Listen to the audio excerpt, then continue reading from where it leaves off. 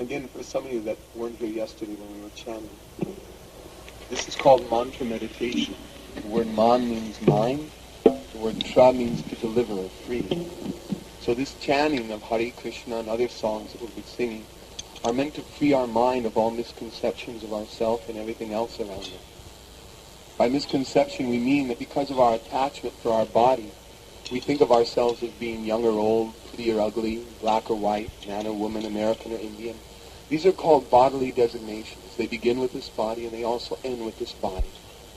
But the first thing we realize through this chanting process is that I'm not this body. The body's a vehicle, just like you may be driving in a black or white car, pretty or ugly car, old or young, American or Indian car. But you're not the car, you're the driver of the car. You have to put something in it to make it run, and finally you have to take it to the body shop to get it fixed, and then you have to get out of it eventually, get into another one. Similarly, this body. You have to put food in it, make it run, take it to the body shop when it gets wrecked, and finally we have to get out of it, get into another or whatever we can.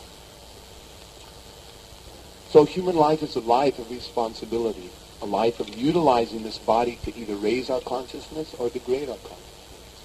Just like human life is a life of responsibility as far as driving a vehicle. If you drive carefully, then you enjoy. If you're not careful, then it causes you anxiety, and others as well.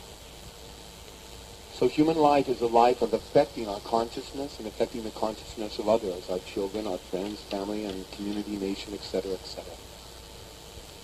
So it behooves a human being to learn how to live in such a way that he can elevate his consciousness and the consciousness of every other living being around him, not only human beings, but even plants, animals, all living entities.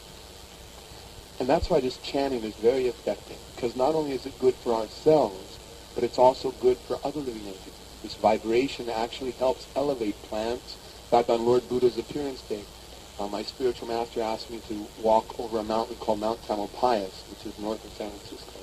And he told me that whoever would hear the chanting, whether it be a caterpillar, a butterfly, or a plant, a creeper, in their next birth, they would take a human birth immediately without having to go through the different species of life, gradually elevating the human life. This is the power of the Maha Mantra, that not only is it good for human beings, but it can even raise an entity that's been put in a condition like a tree or plant, where its consciousness is very limited, to a human form of life in its next birth. So if it can help plants, just imagine what it can do to elevate the consciousness of a human being. So our invitation is a very simple one. We'll be chanting here this afternoon for about an hour. If you'd like to get into the chanting, there are simple rhythm instruments to play. You're welcome to sit with us and play them. And allow your mind to become absorbed in the chanting. I'll explain more how the mantra affects our mind after we chant some more, and I'll also explain the instruments.